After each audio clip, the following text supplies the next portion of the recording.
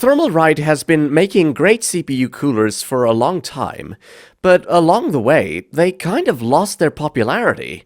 Their resurgence in the market with their Peerless Assassin lineup of coolers has certainly attracted a lot of attention, and has rightfully made their competition nervous. The Thermalright Peerless Assassin 120 White ARGB is the perfect pairing for CPUs like the Ryzen 5 5600X because you can completely max out their performance without spending a fortune to get top-of-the-line cooling performance.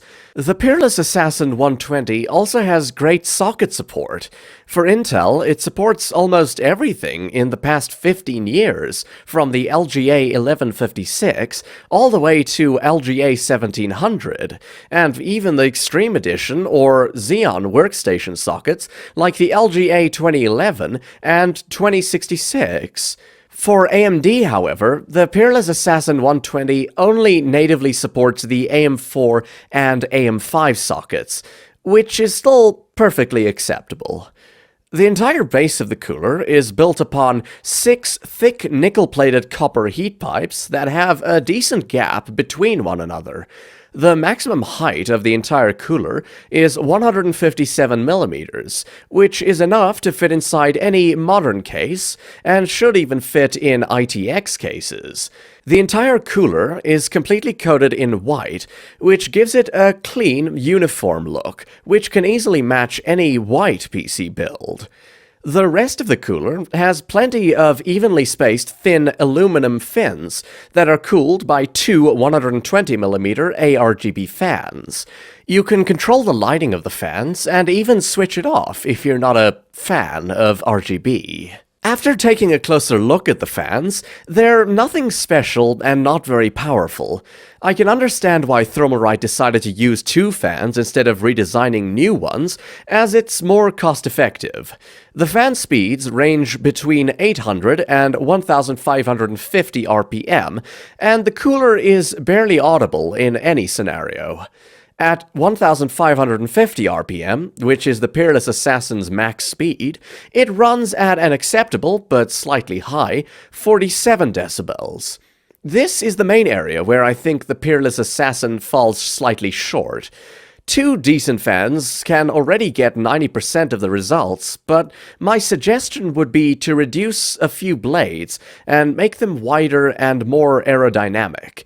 This would increase the efficiency and make the Peerless Assassin an unstoppable force. For now, the ideal scenario for the Peerless Assassin 120 is around 1200 RPM, which is roughly 80% of the maximum speed. This way, the fans easily manage to keep temperatures down while staying right under 40 decibels, which is barely audible in any given situation. Rest assured, the overall performance of the Peerless Assassin 120 is still excellent, and other cooler manufacturers should be rightfully worried. Take, for example, the Noctua NH-D15, which is acclaimed to be the gold standard when it comes to air coolers. While Noctua has certainly built one of the most impressive air coolers of all time, I find it very hard to justify its high price. The Peerless Assassin 120 nearly matches the NH-D15 in terms of fan noise and heat dissipation, and at $100, you should be considering an AIO to cool your CPU anyway. All in all, the Thermalright Peerless Assassin 120 is currently one of the most underrated CPU coolers. It easily outperforms coolers far more expensive, and is flexible enough to even handle some of the hottest CPUs. For under $50, you don't need to spend a lot to get the same level of performance as some of the most expensive CPU coolers, like the Noctua NH-D15. To sum up, what I like is the top-of-the-line performance, the ARGB fans included, and the extremely price-competitive. On the downside, fans need to be quieter at high RPM.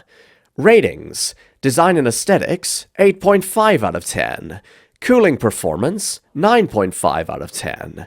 Noise, 7.5 out of 10. Features, 8.5 out of 10. Value for money, 9.5 out of 10.